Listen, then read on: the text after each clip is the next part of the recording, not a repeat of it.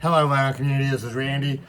Back today with another video. Today is Wednesday, April the 8th of 2026. I'm going to show you some records that I picked up during March of 2026. The first one I'm going to show you is a CD. I am still subscribed to the Grateful Dead Dave's Pick series, Dave's Picks. This CD actually came out in, I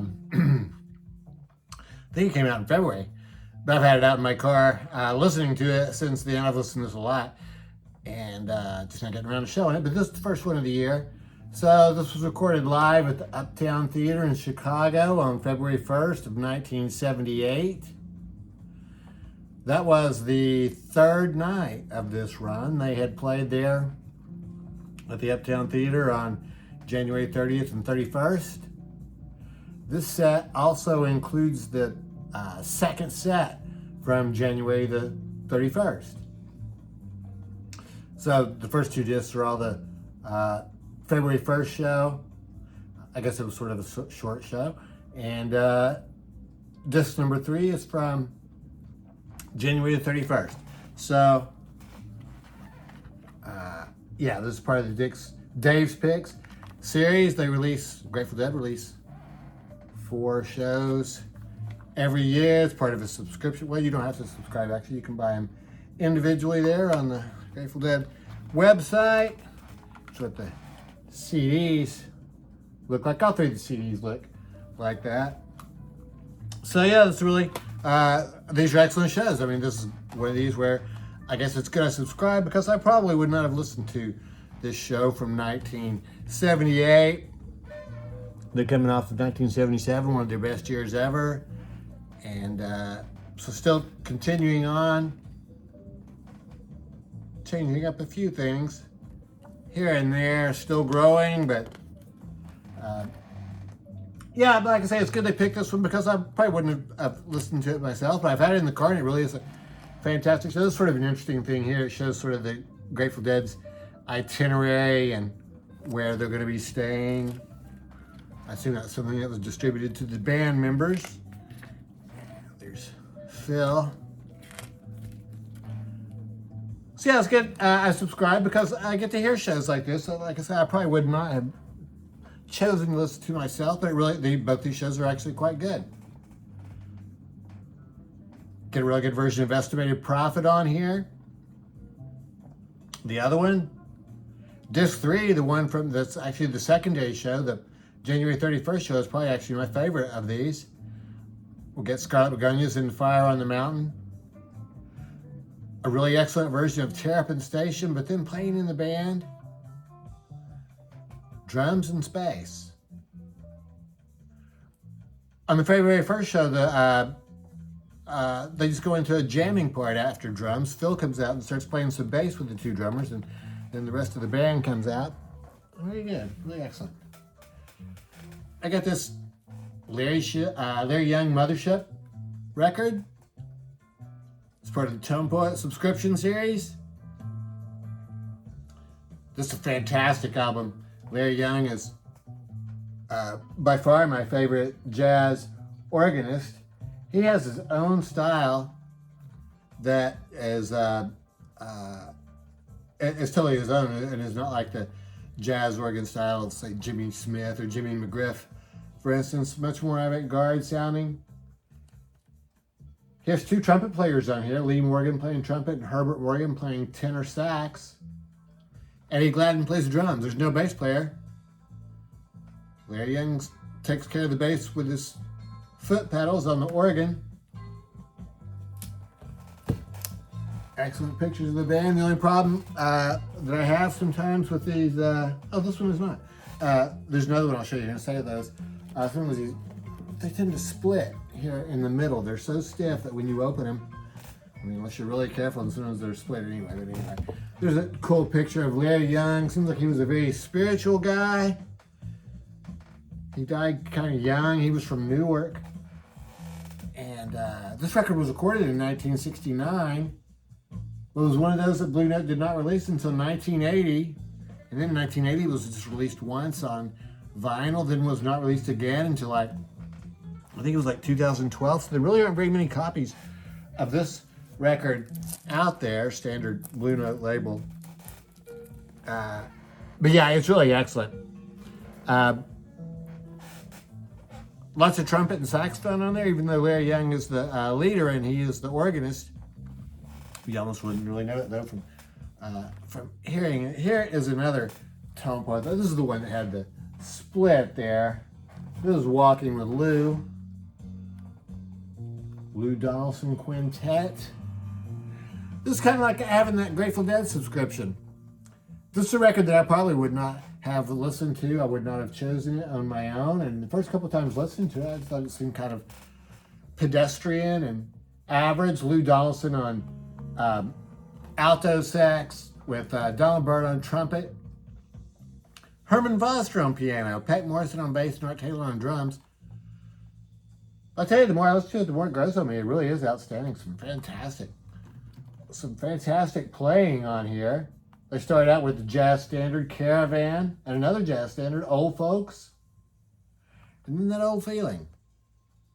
After that, I think all the songs on side 2 are Lou Donaldson originals.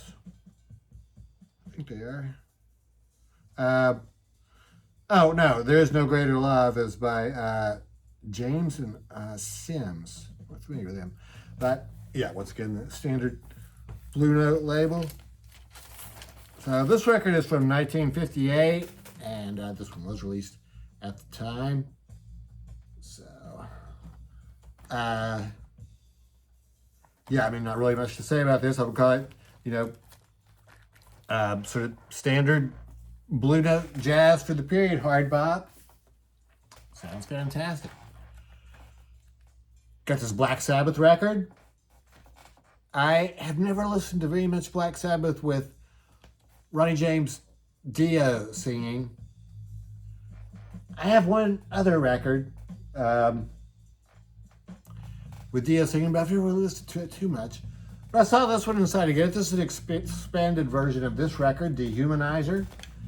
And so this is a record that came out, oh gosh, I was looking at it. I think it came out originally in 1991. So this features, in addition to Diaz, who I guess he had sung with Black Sabbath in the early 80s, and he left for a while. He came back. So this is the same band that was together in the early 80s with Bill Ward playing drums, and, no, sorry, it's not Bill. It's Geezer Butler playing bass, and Vinny Appice playing drums. Fantastic cover. This cover's a little bit hard to see. You really have to look at it because there's like this hood coming up over the skeleton skull, but it actually is a fantastic album cover. Dehumanizer. Cool picture of the band on the back. So yeah, I've really been liking this one a lot. Starts out with Master of Insanity. Other great songs on here, Time Machine, and TV Crimes, I think, is probably the best song on here. Sorry, I'm looking at the bonus. The first song here is actually Computer God, which is a fantastic song. Here's what I was looking at this, which is the bonus material, but here's actually the listing for the songs. But yeah, I think that TV Crimes is the third song on side 1. There's also the live version of it too, here on the second version. They also do a song on the live album called Master of Insanity, which is actually a song on this album too, Master of Insanity. But as far as I can tell, that song doesn't really have any relation to Master of Reality, the third Black Sabbath album. Pictures of the band on the inside. So yeah, this has been quite excellent. Reprise Records. Cool label. Cool label for that one. Yeah, sort of like the album cover there, basically. So yeah, getting into some Ronnie James Dio. I haven't listened to that too much yet, but starting to get used to it more. His voice is kind of different from Ozzy's. I picked up this reissue of Master of Reality. I didn't really probably need it because I still have my original from 1971, and this one still sounds just excellent. I decided to go ahead and get another one. This one's cool because this has the embossed cover. You can hardly even see where it says Master of Reality on there, but it is embossed on there. This one is not embossed. Has all the writing in purple, so you can see it a little bit better. Like the original, it has the lyrics on the back. That original album came with this poster. That poster was on my wall for many years when I was a kid.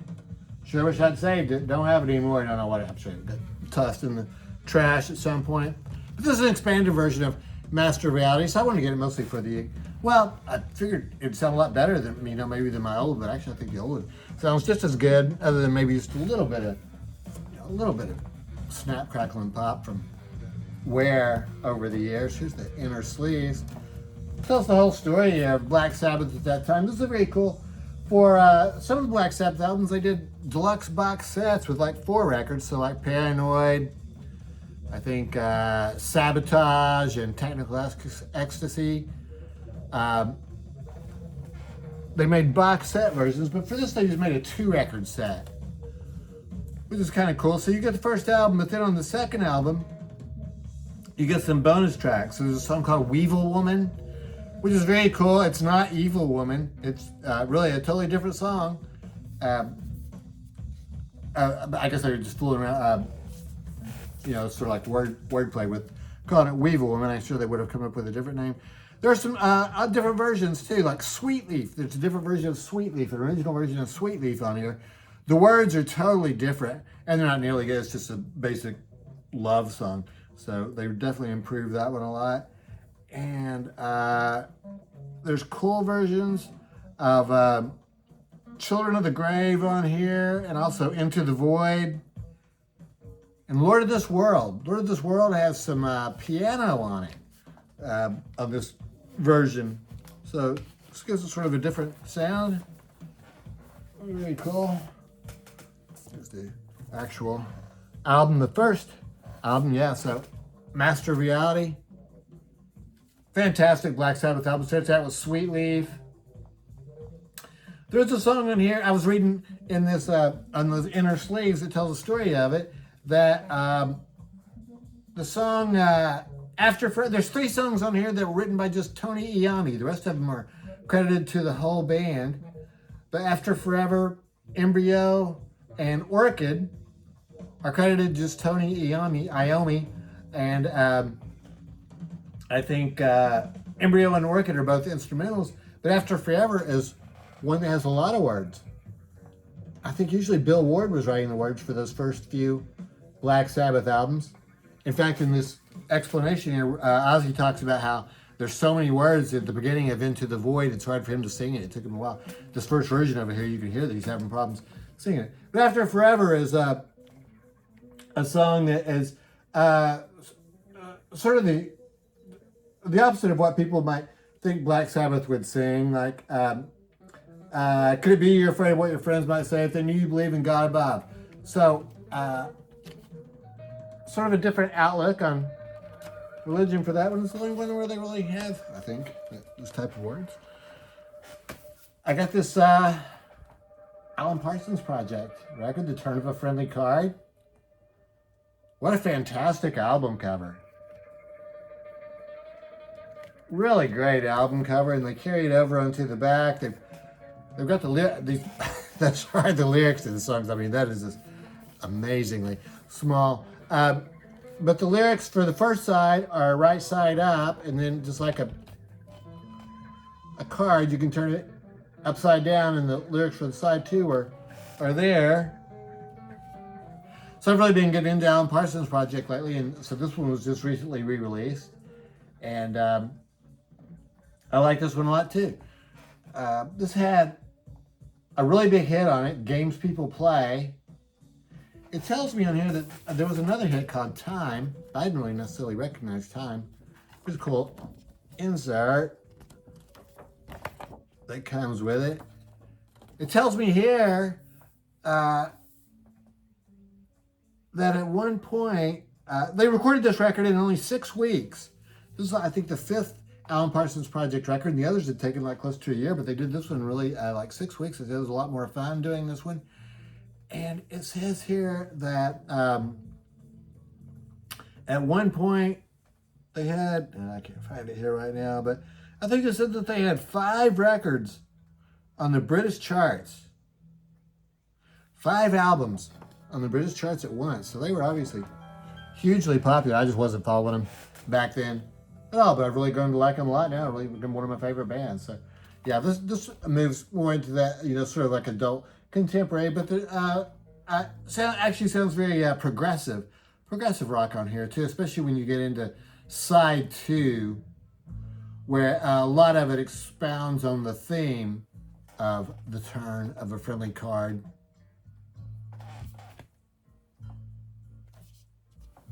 Lots of instrumentals, horns, orchestration,